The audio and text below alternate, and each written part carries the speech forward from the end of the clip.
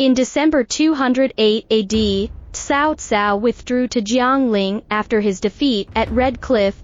The Sun-Liu alliance took advantage of the victory and settled on the south bank of the river, across the river from the city of Jiangling. Before Cao Cao returned to the north, he arranged for Cao Ren to guard Jiangling, Mun Chong to guard Dongyang, Yue Jin to guard Xiangyang, and ordered Xu Huang, who was stationed in Funcheng, to move south to support Cao Ren. At this time Gan Ning told Zhou Yu that he could take advantage of the fact that Cao Ren had not yet reacted, so that he himself would lead an elite force of several hundred men to sneak into Yiling with light armor. Yiling was the gateway from Jingzhou westward into Yizhou. Its strategic position was critical, so Zhou Yu approved the plan. Gan Ning led his troops to Yiling by day and night. When he arrived, he found the place was really weakly guarded, so he captured it in one stroke.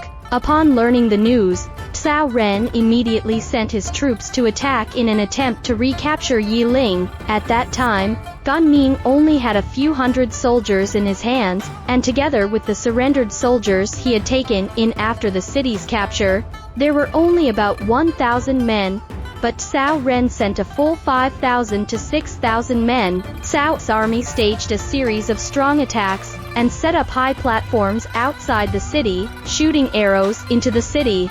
Gan Ning had difficulty in resisting, so he quickly sent his men out of the city to ask for help from Zhou Yu. Zhou Yu asked his generals for their opinions, but they all agreed that it would be inappropriate to divide their forces to rescue them at this time because they did not have enough troops. The generals were not willing to rescue, worrying that the battalion would be empty after splitting up the troops. I am afraid that is only one of the reasons. There are two other points that are not convenient to explicitly say. Firstly, to rescue Yiling, it is inevitable to start a land battle with Cao's army, which was besieging the city. The land battle is different from the water battle.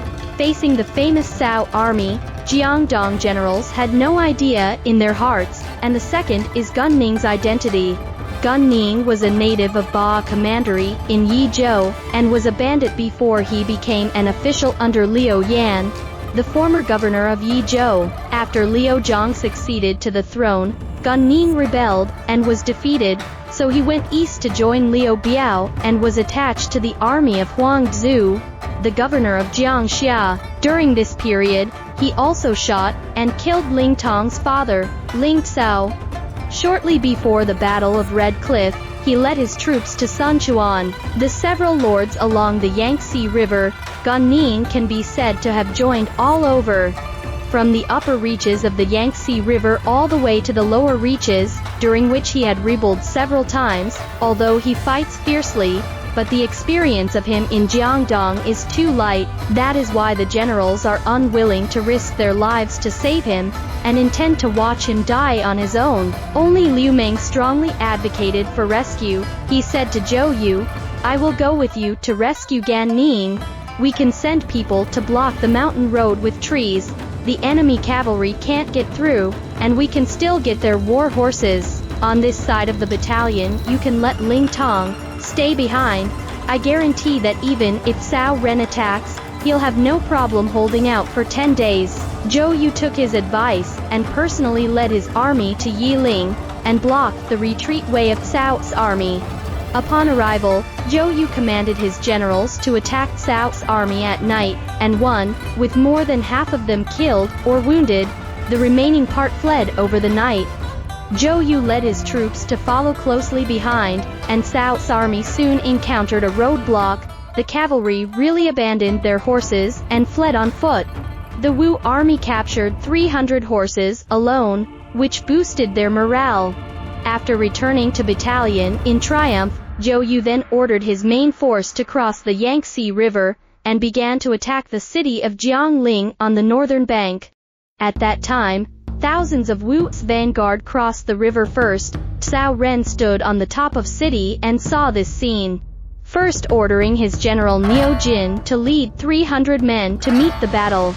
Niu Jin was certainly valiant, but he could not help that the Wu army was growing in number and was soon surrounded. Seeing that Niu Jin's 300 men were about to be engulfed by the Wu army, the crowd watched from the city's top in horror. Only Cao Ren was so spirited and hot-blooded that he shouted to his surrounding, "Bring me my war horse." Chen Jiao and the others, knowing that Cao Ren wanted to go out of the city to save Niu Jin, advised, "The enemy's morale is high, and they are outnumbered, so please give up these hundreds of men, General. Don't risk your life." Cao Ren ignored it and immediately put on his armor and mounted his horse, taking only dozens of his personal cavalry with him, out of the city. At this time, Cao Ren was still 100 paces away from the Wu army. Chen Jiao and others thought that Cao Ren was just waving his flag across the moat to make noise for Niu Jin and keep the enemy at bay. However, Cao Ren did not hesitate for a moment. He crossed the moat and rushed straight into the enemy, hacking and charging all the way, and actually killed a bloody road to save Niu Jin and the others. However, a small number of Cao's men were still trapped in the depths of the encirclement and failed to rush out. Cao Ren then turned around and burst into the enemy formation again, with another bout of frantic hacking and slashing like no one's land, finally saved all the remaining men. The Wu army followed and chased after him. Cao Ren turned back and killed several people with himself. The Wu army was terrified. No one dared to go forward again. When Cao Ren returned to the city, Chen Jiao and others kneeled under Cao Ren's horse and shouted, "You are really the god of the war, my lord." From then on, when the generals and soldiers in the city mentioned Cao Ren's heroism, they all admired him. This time it was obvious that Cao Ren did it on purpose. He saw with that the Wu army had thousands of men, but ordered Niu Jin to bring only 300 men to challenge them. Afterwards, he himself went to fight with only a few dozens of men to boost their morale by winning a glorious victory with fewer men. This also did play a very good effect. The whole army quickly get rid of the Battle of Red Cliff, the state of shock and uncertainty, back to the Cao army before, which is invincible and fearless.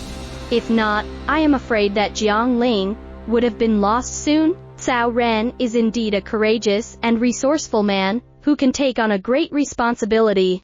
Under the city of Hefei 5 years later, how similar Zhang Liao's pose was to that of Cao Ren today. The Wu army fighting on land seems to be very afraid of this kind of life-reckless fighting method. Small units follow the main general to charge into the Wu army's formation, repeatedly charging like gods of the war, often with unexpected results. When the battle report reached, Cao Cao was so pleased that he advanced Cao Ren from Marquis of Duting village to Marquis of Unping village. This time, Zhou Yu and Cao Ren, the two unique commanders, were really a match.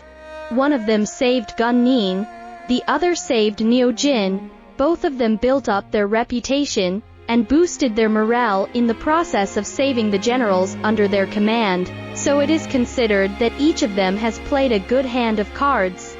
The first battle was a 1-1 draw. After the prelude, the battle for Jiangling, the city at the heart of Jingzhou, was officially staged.